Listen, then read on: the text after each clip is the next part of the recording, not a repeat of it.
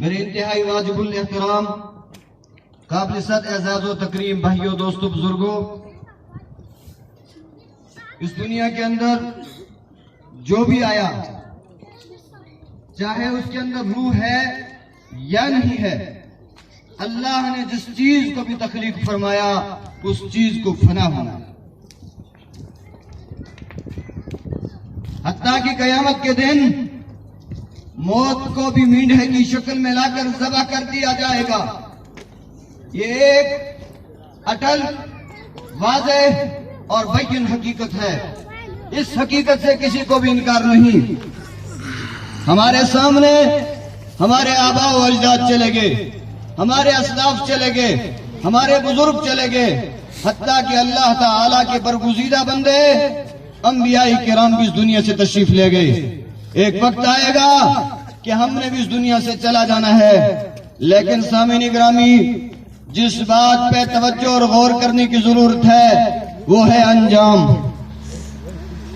کوئی انسان دنیا میں آ کر اپنے اعمال پر گھمنڈ نہ کرے کہ میں اچھے اعمال کرتا ہوں، میں نیک اعمال کرتا ہوں، اس لیے میں بخشا جاؤں گا۔ نہیں، اعمال پر گھمنڈ نہیں۔ آپ علیہ الصلوۃ والسلام بیان فرماتے ہیں، ایک مرتبہ میں بیت اللہ کے قریب بیٹھا ہوا تھا، اتنی دیر میں جبریل امین تشریف لائے اور بیت اللہ کی دیوار سے لگ کر دعا مانگنے لگے، الہی لا تبدل جسمی ولا تغیر اسمی۔ حضور سرکار دو عالم صلی اللہ علیہ وسلم ارشاد فرماتے ہیں، جب میں نے جبریل امین کی یہ دعا سنی میں حیرت میں پڑ گیا۔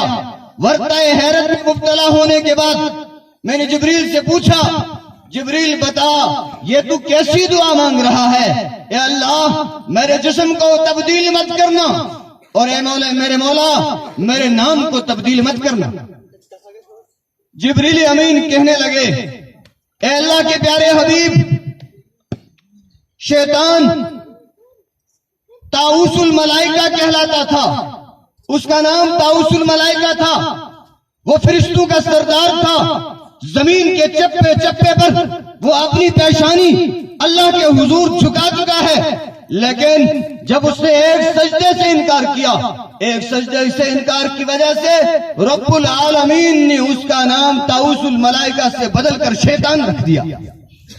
اس وقت سے میں اپنے انجام کے بارے میں ڈرتا ہوں، کہیں میرا انجام خطرناک نہ ہو۔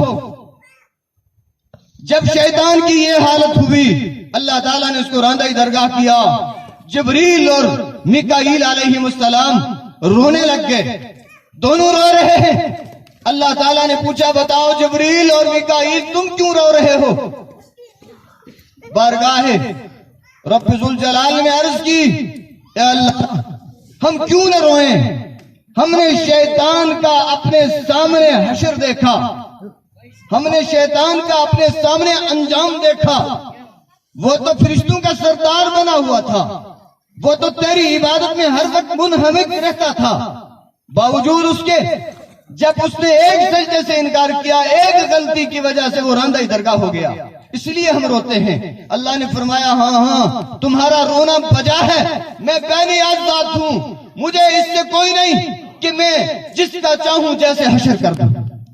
اس لیے اپنے اعمال پر گھمنڈ نہ کریں۔ نیکیاں آدمی کرے لیکن نیکیوں کو بچانا ہے، نیکیاں کر کے غرور اور تکبر کے اندر نہ پڑے۔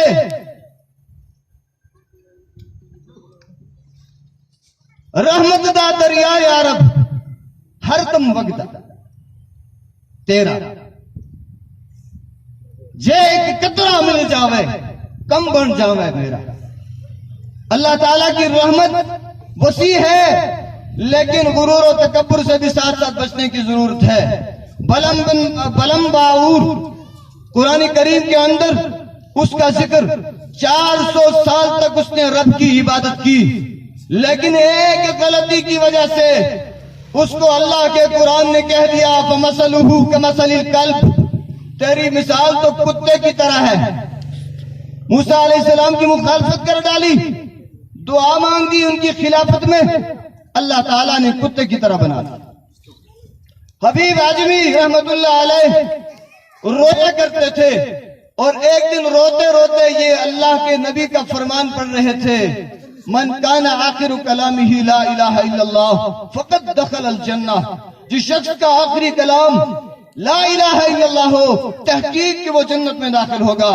اور ساتھ ہی روتے روتے بیان فرما رہے تھے، اے حبیب تجھے کیا پتا کہ تیرا انجام بھی کلمے پر ہوتا ہے یا نہیں، تیرا خاتمہ بھی کلمے پر ہوتا ہے یا نہیں، تجھے نہیں پتا۔ اس لیے انجام سے ڈرتے رہنے کی ضرورت ہے۔ حضرت عیسیٰ علیہ السلام ایک مرتبہ گھر سے نکلے اور آپ کے ساتھ ایک بنی اسرائیلی عابد بھی نکلا۔ حضرت عیسیٰ علیہ السلام اور آپ کے ہمراہ وہ عابد ہے، پیچھے ساتھ ساتھ ایک گنہگار بھی چل پڑا۔ عابد کے دل میں یہ خیال آیا کہ یہ اتنا گنہگار گناہوں میں مست رہتا ہے، گناہوں میں مگن رہتا ہے، ہر وقت شرارتیں کرتا رہتا ہے، اور دل ہی دل میں اللہ سے دعا کر ڈالی، اے اللہ مجھے اس گنہگار کا ساتھی نہ بنانا قیامت میں، اس گنہگار کا ساتھی مجھے قیامت میں نہ بنانا۔ اتنی ہی دیر میں اللہ کی طرف سے حضرت عیسیٰ علیہ السلام کے پاس وحی آتی ہے، اور اس گنہگار کو اللہ تعالیٰ توفیق عطا کرتے ہیں۔ وہ گنہگار اپنے گناہوں کی بخشش اللہ سے طلب کرتا ہے۔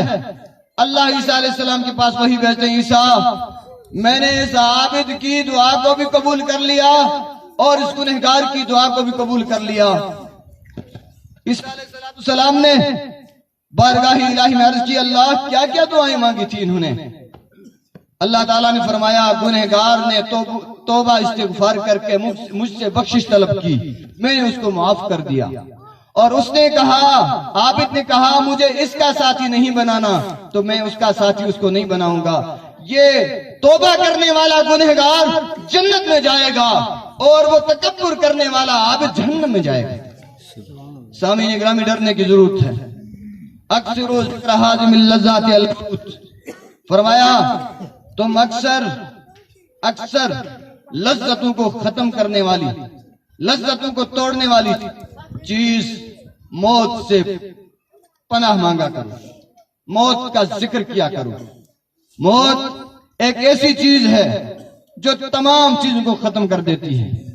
ایک بزرگ فرماتے ہیں، دنیا کی مثال ایک خواب دیکھنے والے کا خواب ہے۔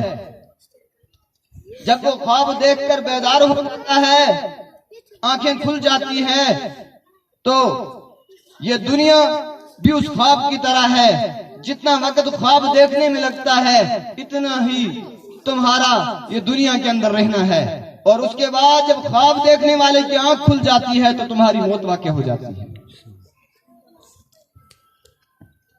اس لیے کوشش یہ کرنی ہے کہ دنیا کے اندر ہم نیکی کرنے والے بھی ہوں اور نیکی کو بچانے والے بھی ہوں۔ تکبر اور غرور اور عجب یہ چیزیں ہمارے اندر پیدا نہ ہوں۔ اگر ہو جائے تو فوراً توبہ استغفار کر لیں۔ یہ دنیا عارضی ہے، ہر ایک نے چلا جانا ہے۔ کسی کو حقیر مت سمجھیں، کسی کو گنہگار مت سمجھیں، کیا پتا اس کا اور اس کے اللہ کا رابطہ آپس میں مضبوط ہو۔ ہمیں کچھ دکھائی دے رہا ہے اور وہ اندر سے کچھ ہو۔ بسا اوقات ظاہر میں انسان بڑا عالم فاضل لگتا ہے، بڑا متقی اور پرہیزگار لگتا ہے، ہاتھ میں تسبیح ہے اور نمازیں پڑھنے کی وجہ سے ماتھے پہ نشان بھی پڑ چکا ہے، لیکن اندر سے اس کے بیماری ہوتی ہے، اندر سے معاملہ صاف نہیں ہوتا۔ اس لیے اپنے اندر کے معاملات کو دیکھنے کی ضرورت ہے، اپنے اللہ کے ساتھ رشتے کو مضبوط کرنے کی ضرورت ہے۔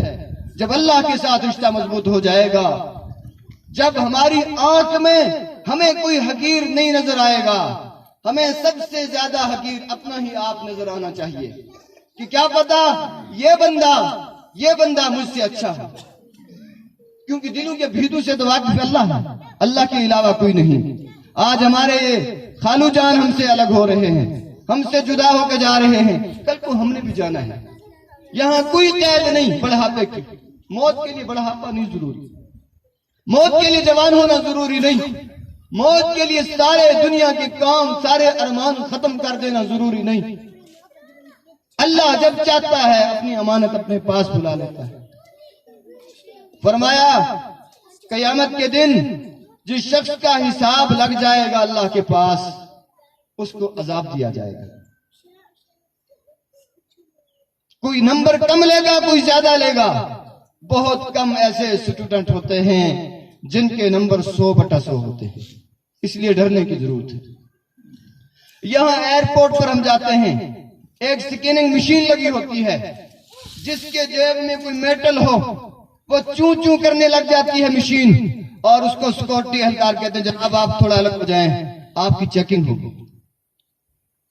کل قیامت کے دن بھی ایک خودکار مشین نصب ہوگی اللہ کی طرف سے جو ہمارے دلوں کو سکین کرے گی, اور جس کے دل میں کھوٹ ہوگی وہاں کہہ دیا جائے گا وقفوہم انہم مسئولون, تم بیٹا ذرا الگ ہو جاؤ, ٹھہر جاؤ, تمہیں ابھی پوچھ گچھ کرنی ہے. انہم مسئولون, پوچھا جائے گا. اس لیے اس وقت کے لیے تیار ہونے کی ضرورت ہے. ہم میں سے ہر شخص دوسرے کو اچھا سمجھے. جب ایسا ہونے لگے گا تو ہمارا معاشرہ سدھر جائے گا, برائیاں خود بخود ختم ہو جائیں گی. جب ہم ایک انگلی سے دوسرے کی طرف اشارہ کرتے ہیں تو 4 انگلیاں اپنی طرف ہوتی ہیں. اور کسی نیکی کو چھوٹا سمجھ کر مت چھوڑیں, اور کسی برائی کو چھوٹا سمجھ کر مت کریں. لا تحقرن صغیرا ان الجبال من الحصا, تم کسی چیز کو چھوٹا سمجھ کر مت کرو اگر وہ برائی ہے. کسی نیکی کو چھوٹا سمجھ کر مت چھوڑو اگر وہ نیکی ہے. کیوں؟ بڑے بڑے پہاڑ چھوٹی چھوٹی کنکریوں سے مل کر بنتے ہیں. اس لیے ان چھوٹی چھوٹی چیزوں پر توجہ دینے کی ضرورت ہے.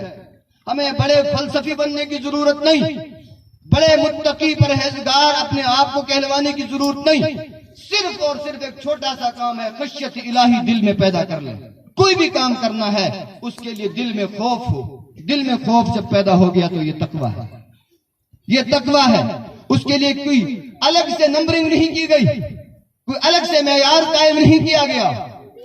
اللہ سے ڈر, اللہ سے خوف, اللہ کے دربار میں جانے کا جس کے دل کے اندر خوف پیدا ہو گیا وہ اللہ کا خالص بندہ ہے. وَمَن يَتَّقِ اللَّهَ يَجْعَلْ لَهُ مَخْرَجًا, جو شخص اللہ سے ڈر جاتا ہے اللہ تعالیٰ اس کے لیے راستہ نکال دیتے ہیں. وَيَرْزُقْهُ مِنْ حَيْثُ لَا يَحْتَسِبُ, اور اس کو ایسی جگہ سے رزق عطا فرماتے ہیں جہاں سے اس کا وہم و گمان بھی نہیں. وَمَن يَتَوَكَّلْ عَلَى اللَّهِ فَهُوَ حَسْبُهُ, اور جو اللہ پر بھروسہ کرتا ہے توکل کرتا ہے اللہ تعالیٰ اس کے لیے کافی ہے. ہمارے لیے اللہ ہی کافی ہے. أَلَيْسَ اللَّهُ بِكَافٍ عَبْدَهُ, اللہ کا قرآن کہتا ہے کیا اللہ اپنے بندے کے لیے کافی نہیں؟ کافی. اللہ تعالیٰ تو اپنے بندوں کے لیے کافی ہے. اس لیے ہمارا اللہ ہی ہمارے لیے کافی ہے. ہمیں اللہ ہی سے مانگنے کی ضرورت ہے, اللہ ہی سے ڈرنے کی ضرورت ہے. ہم میں سے کوئی کسی سے افضل اور برتر نہیں. اللہ تعالیٰ کے ہاں معیار افضلیت اور برتری کا معیار ہے وہ صرف اور صرف تقویٰ ہے. عہدہ منصب نہیں, خوبصورتی نہیں, بڑی قوم کا ہونا نہیں, بادشاہ کے قبیلے سے ہونا نہیں. معیار صرف اور صرف تقویٰ ہے. کالے کو گورے پر کوئی فضیلت نہیں, عربی کو آدمی پر کوئی فضیلت نہیں. صرف اور صرف فضیلت کی چیز جو ہے وہ ہے تقویٰ. جس کا تقویٰ زیادہ ہوگا وہ آگے بڑھے گا, اور اس کو کہلوانے کی ضرورت نہیں کہ مجھے لوگ کہیں گے میں متقی ہوں تب میں متقی ہوں گا. نہیں, اپنے اللہ کے ساتھ معاملہ سیدھا کر لیں. حضرت حسن بصری رحمت اللہ علیہ کے بارے میں آتا ہے, حضرت جب بیٹھتے تھے تو ایسے لگتا تھا کہ حضرت وہ قیدی ہیں, حضرت وہ قیدی ہیں کہ جن کو ابھی پھانسی پر چڑھایا جائے. ایسا قیدی کہ جس کے لیے پھانسی کا فیصلہ ہو چکا ہو, اس کے چہرے کے تغیرات تاثرات کیا ہوں. کتابوں میں لکھا ہے حضرت حسن بصری رحمت اللہ علیہ 40 سال تک کبھی نہیں مسکرائے, اور اللہ کا قرآن کہتا ہے فَلْيَضْحَكُوا قَلِيلًا وَلْيَبْكُوا كَثِيرًا, چاہیے کہ تم تھوڑا ہنسو اور زیادہ رو. جَزَاءً بِمَا كَانُوا يَكْسِبُونَ, جو ہم کمائی کر کے جائیں گے اس کا بدلہ وہاں پائیں گے. اللہ تعالیٰ ہم سب کو عمل کی توفیق نصیب فرمائے, صفحہ درست فرما دیں اور نیت مستحضر فرمائیں. جزاک اللہ.